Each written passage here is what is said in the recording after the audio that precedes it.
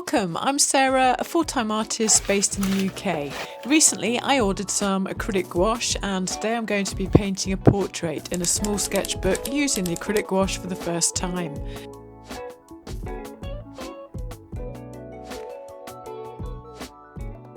I'm going to give you my first thoughts on using it, the colours that I picked and how I mix skin tones. I'll also explain how I assembled the Stay Wet palette, talk about the resource I used for the reference and why I'm actually doing them. I hope this video is going to be of some use to you, and if you think it might be, grab something nice to drink, settle down somewhere cosy and let's begin. Why am I doing this? Well, I like to paint in oils, and having used designer gouache before, which I liked, I was curious to know how acrylic gouache would feel to paint with. I've seen other artists use it effectively in portraiture, landscape and still life, so I thought I'd give it a go. Also, it's great in a sketchbook as it dries matte so your pages won't stick together. Plus, if you want to do a bit of mixed media on top of it, you could draw on it. I've been wanting to paint a lot more this year and have a better sketchbook practice in general. I actually want to start painting landscapes as I live in such a great area for being able to do this. So I ordered some really inspiring colours to play with and get me inspired, as landscape painting is just so out of my comfort zone and I need all the help I can get. I'll say now that I am not a fan of acrylic, but this seemed like a halfway house and I really want to push myself with trying different mediums. Acrylic gouache is different to designer gouache because once it's dry it won't budge, whereas the designer gouache can be re-wetted and acts much more like watercolour. Gouache paint in general is a great alternative to oils and great if you want to practice in a sketchbook. It's an opaque medium like oil which can take lights over darks, as I show later in my painting demo. It's also very convenient to use as it only requires water, but unlike oils they don't blend and they dry immediately, so obviously that's very different.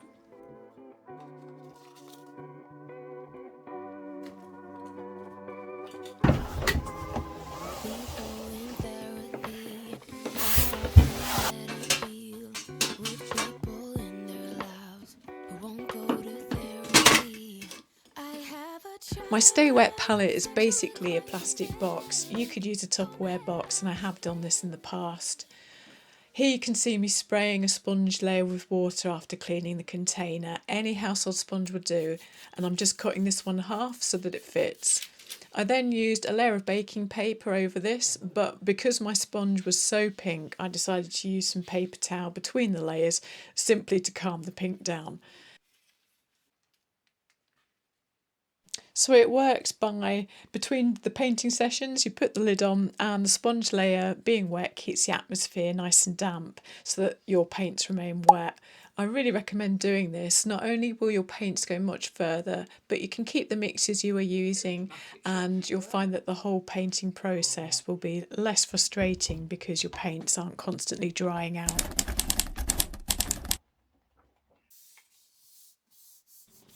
So here I'm using the back of my sketchbook to swatch out some of the colours, and I've got to say I really enjoyed using them. They felt vibrant, they flowed well, they were a lovely creamy consistency and the colours were beautiful.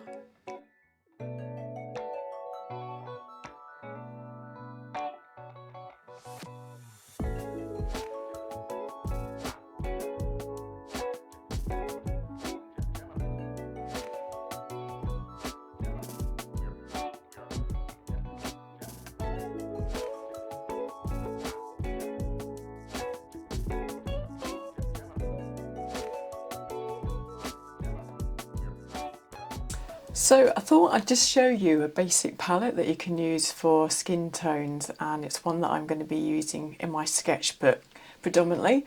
You don't actually need all these colours. You could do away with two of them, which is this one, and just use these 1, 2, 3, we've got 5 colours here, and that would give you a really good range for skin tones.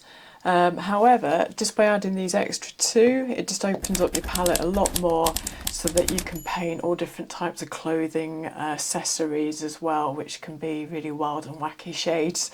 I'll just get on with it. So we've got, basically, you're going to need a big tube of this. This is obviously titanium white. If there's one tube that you get a big one of and you get everything else in a smaller size, I would definitely get your titanium white in the bigger size. So anyway, I'm going to just pop this onto the palette. The next one is it's a permanent lemon, so it's a nice bright clean yellow colour.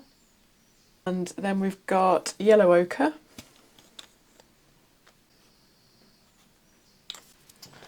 and then a nice bright red. It could be any bright red. This one is cadmium red light. And then I've got a magenta, so that veers more to the bluer side of reds. And then my blue is an ultramarine. It doesn't have to be this one, so I'm just going to pop that on there. And then finally I've got black, and I've only got a small tube of that. If you don't have black, you could use burnt umber, that would be fine as well.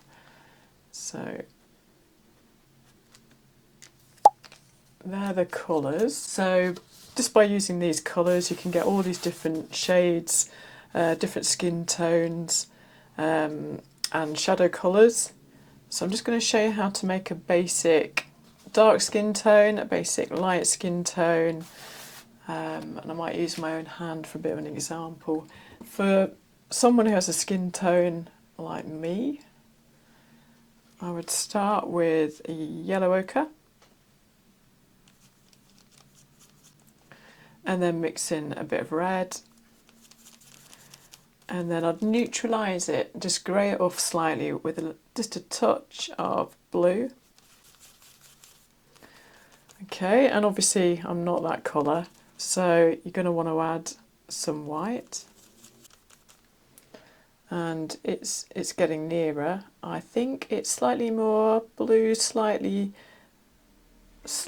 more blue. So I'm just going to grey it off with a bit more blue. You don't have to use blue, you could use just a touch of black. And a little bit more white.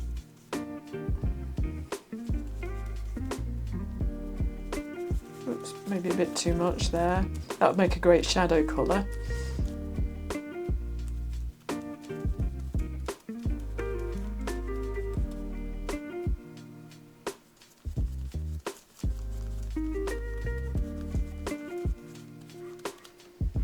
And yeah, I think that's a good local colour. So the local colour is the main colour of the subject without shadows and highlights. So I'm just going to test that on a piece of paper next to me. I don't know if you can see that.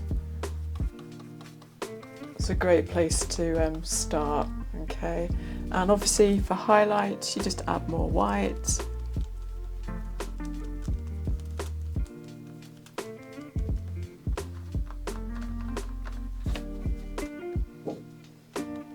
And then if we want a darker colour, again, you could add, we'll do some black this time. So I'm going to add it into the original colour over here. And it's looking very grey, so I'm just going to add a bit more red into it. So for shadows, for example on my hand, shadows like that, you might get away with that. Just show you that.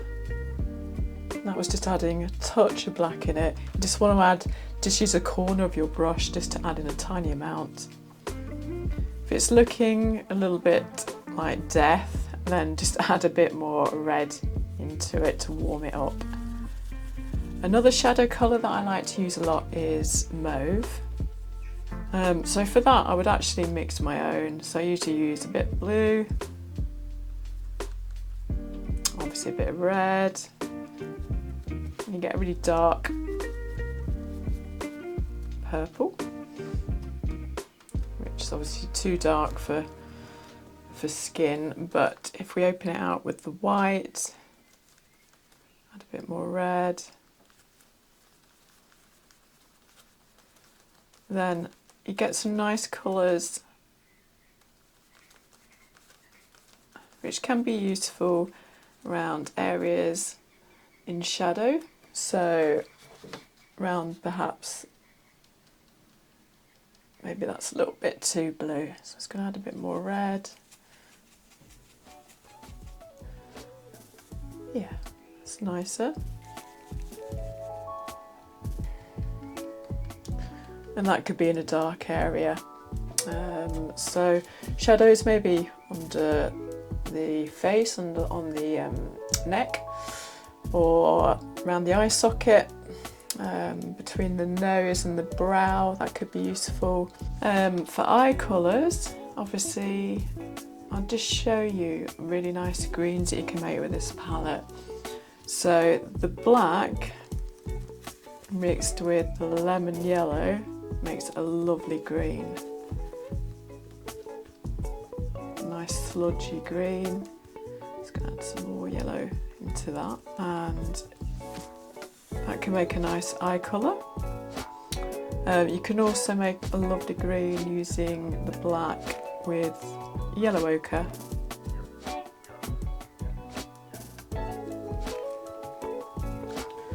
I'll just paint those onto there.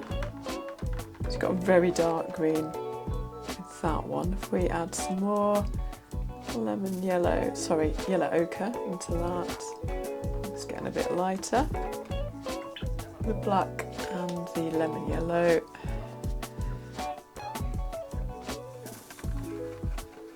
Oops, a bit more into there.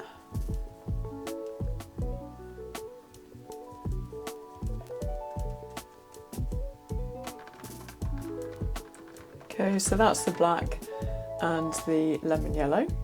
Darker skin tones. Okay, so I'd start with black. If you haven't got black, I'd start with burnt umber. And into that colour, I would add yellow ochre.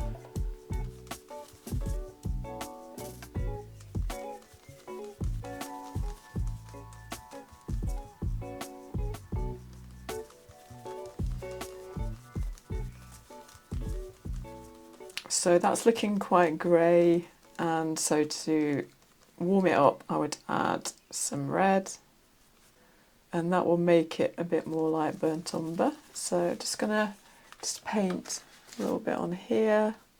So it's a really, really dark colour. And just gonna add some more yellow ochre and some more red.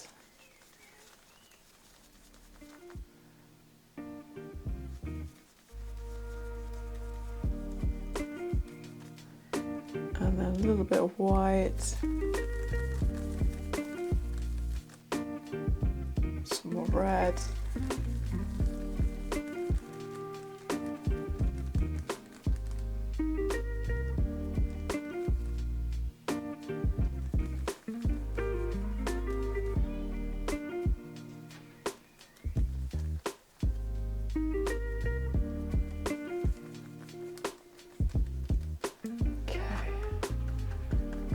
and that gives you a really nice brown.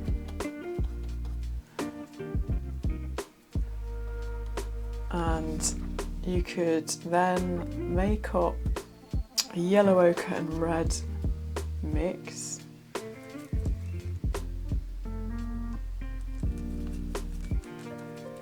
And then add a little bit of this into it.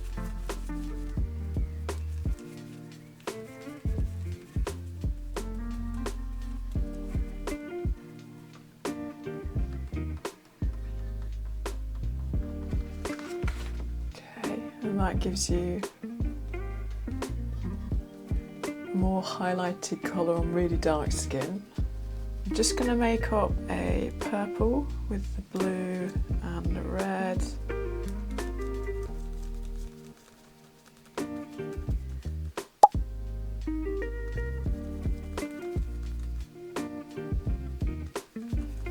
And then add a little bit of black.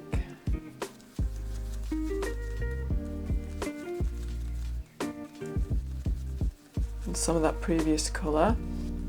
And it's a nice shadow colour.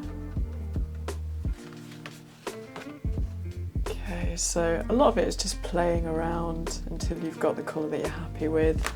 If you want to lighten it, you add the white.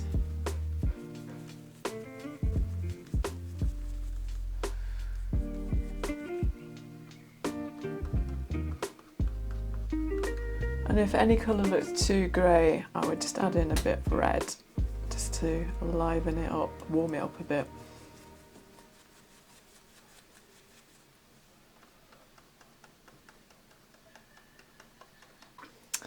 For lips, obviously you've got every shade under the spectrum, from red to purple to pinks. So again, you could use your limited palette, or you can use your magenta as well. I'm mainly just going to show you using the limited palette. So red,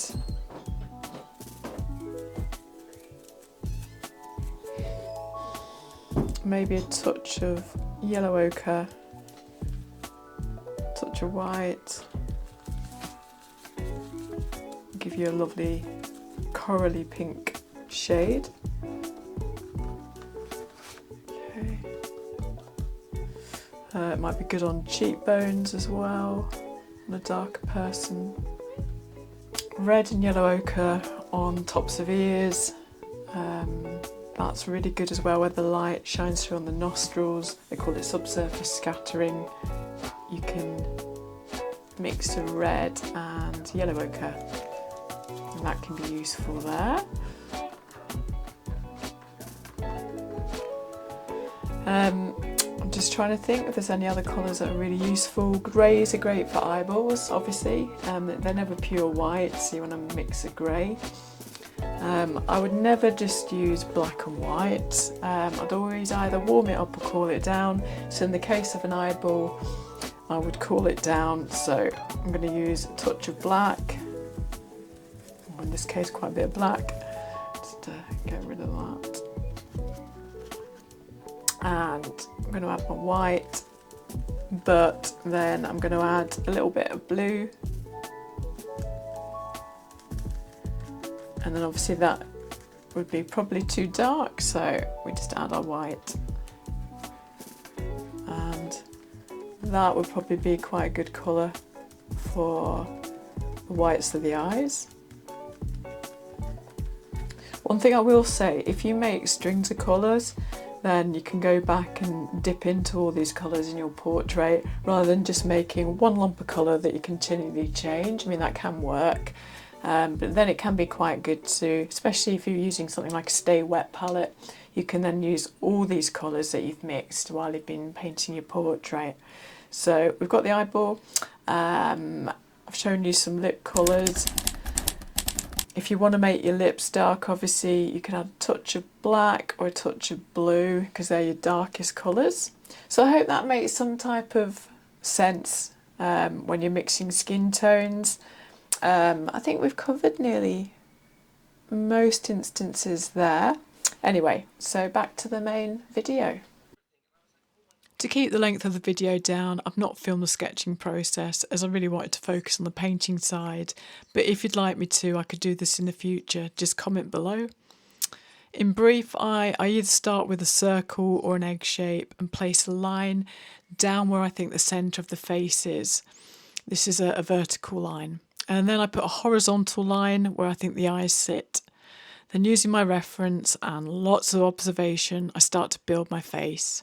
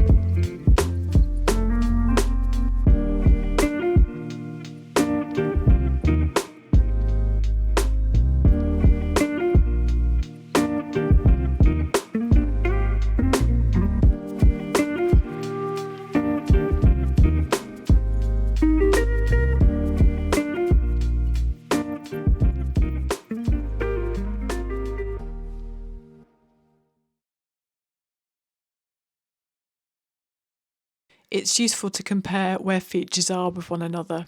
For example, do the ends of the lips line up with the edge of the irises? Are the ears in line with the bottom of the nose? Or is the head at an angle so that they appear higher or lower? I learnt the Lumis method a few years ago and it really does help, but bear in mind heads are very different and it just takes plenty of practice and loads of observation. And I'm far from being an expert or perfect at this, which is why I'm probably going to dedicate the rest of this sketchbook to practicing painting heads.